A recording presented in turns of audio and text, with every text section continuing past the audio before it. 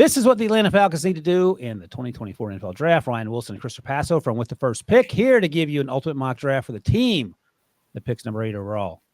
All right, Harry, you're one step ahead of me. We're into the NFL Mock Draft Database Simulator. Pick 8. We got our quarterback.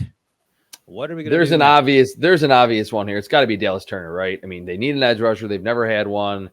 He's from that area, SEC country, and was great last season. Tested through the roof at the combine. I think it's got to be Dallas Turner. What do you think? When you said obvious, I thought you were gonna do a throwback to when Kirk Cousins was drafted and take another quarterback in the same round, in the same draft, because he's in the RG3 draft, obviously in Washington, and take Drake May here. No, Dallas Turner, no brainer. You need edge rush help. Done and done and done.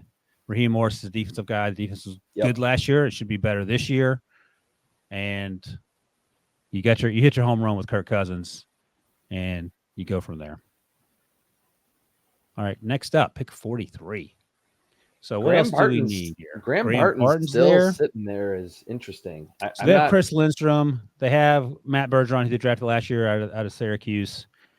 Drew Dalman's the center. Yeah, maybe that's not as big of a need necessarily. So the other thing, let's see.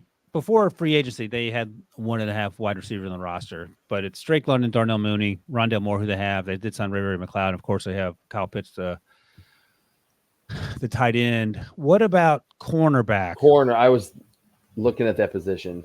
So, all right. So Chris Abrams-Strain is there. I like him. I like him better than Max Melton and TJ Chandler, two players I do like as well. Cam Hart, I think folks are higher on than I am. Can you scroll down just a hair? All right. Kyrie Jackson, DJ James. DJ James is fun on film too. I do like him as well. I'm leaning towards Chris Abrams-Strain. Me too. I absolutely love him. I do too. He's little-ish, but then he measured in at the combine close to Ennis Rakestraw, like 5'11", 180, and he played on the outside and was good on the outside, like against LSU and Georgia. It didn't matter who he was facing, and he's a great tackler. And I think this secondary needs someone outside of AJ Terrell to kind of step up and be another contributor that's like consistent on a week-to-week basis. Sold. Chris Abrams-Strain was Ennis Rakestraw before Ennis Rakestraw was. Yes. In Missouri. All right, next pick, 74. Got 2 defensive guys. It's hilarious that Tampa Bay won the division last year. Now everyone's just automatically assuming it's going to be the Falcons. I get it. So let's see. Jatavian Sanders, that would be something. Jatavian Sanders and Kyle Pitts. I don't think we're going to go down that road again. Trey Benson is there. Obviously, we have Bijan and Tyler Algier. We're good there. Rook Ororo. His name's going to keep popping up until I get it pronounced correctly. I like him. The pass rush moves really aren't there, but 6'4", like 310, super long arms, and almost a perfect relative athletic score, like 9.8. The power is there. And I think without Calais Campbell or at the end of his career, it's like, and Grady Jarrett coming off the injury, I could see them addressing that, relatively early here at pick 74. All right, let's do it. Like him? Yeah, no, I do like him. I like his tape a lot. I think he got better from 2022 to 2023. Mm-hmm. So Rook on the board. I'm going to start calling him Rook. Yeah, he's just going to be called Rook. Like, I think the commissioner is just going to say Rook. Yeah, I've tried 79, 5 picks later. All right, so let's see here. We don't need any of the Texas players, not because they're not good, but because those roster spots are already filled. So Javon Bullard is sticking out at me. Currently, the nickelback is Mike Hughes and then D. Alford behind him. I love Javon Bullard. So and that's what he is. He's that nickelback type, like half linebacker, half slot defender. And he is actually, I think he plays faster than he timed. I think he timed fine. He was in the 4.5, maybe a little less. What do you think about Javon here? I would love it. And I think for being that nickelback type, he's got good ball skills too. Like he can make plays in coverage. He's not like totally unaware when the ball's arriving. I would like that pick here for the Falcons. All right, let's do it. We're going all defense. This is going to be a full defensive draft. This is like this is like what Carolina Panthers did it. The Matt Rule first year, they literally went all defense. I was trying to think the Packers. It's like the Packers in the first round, all in one draft because they only go defense here. All right, Jalen McMillan still there. Jonah Ellis, edge rush help. I mean, we could keep going if you want to get edge rush help. They have Ebiketie, who I like a lot. He's coming into year 3, I believe, maybe year 4. They have Zach Harrison, who plays a little different role, and he's long, but he's a little stiff when you talk about edge rushers. And Harry, what about offensive tackle? I know that they're pretty like they've had these guys. Are like Jake Matthews has been there for like 50 years, and Caleb McGarry's there. But to maybe just throw a dart and say 109, Roger Rosengarten. I love. What do you think about offensive tackle to like be a swing guy to start, but then eventually like, hey, Caleb McGarry and Jake Matthews can't be the offensive tackles forever. Yeah, so Blake Fisher and Roger Rosengarten are both right tackles. Javon Foster is as well. I would probably here lean Rosengarten. I think Me Blake's too. probably a better athlete, but he just hasn't quite lived up to that potential yet. I like Matt Gonsalves out of Pitt, but he's going to move inside probably. So let's go Rosengarten here. Let's get some depth here, Rooster Harry. All right. Okay, now it's the next pick. Fun thing is when you end up reading YouTube comments, fans typically don't like these drafts. I feel like this is a solid draft. Yeah, this is exactly what they need, and there hasn't been any major reaches or anything. And Bullard at 79 is I think great value, and Rosengarten at 109. All right, so let's see. I love Malik Washington. Do they need a slot receiver?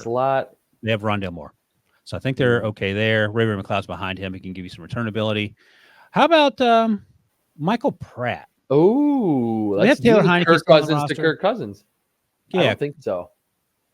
So they have Heineke's still on the roster. Okay, he is behind Kirby Cousins, as I like to call him. Now, before we push the button on that one, Dadrian Taylor Demerson's out there. Now we have DeMarco Helms, who started last year as a rookie.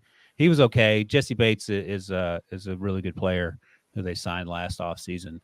But if we're of the opinion that you can never have enough secondary players, especially someone like Taylor Demerson, who plays, he is so explosive at free safety. He's definitely going to give you more than Michael Pratt in year one. You would, if not, something's gone horribly wrong.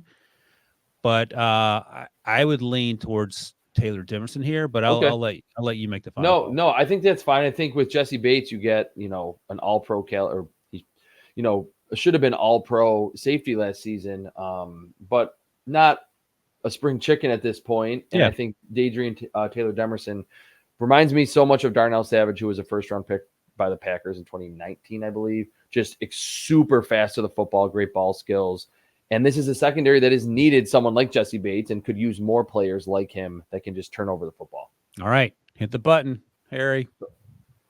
All right, 187. Now, if one of the quarterbacks is there here, I think it would be worth it. Yeah, let's someone that we like at quarterback. QB-wise.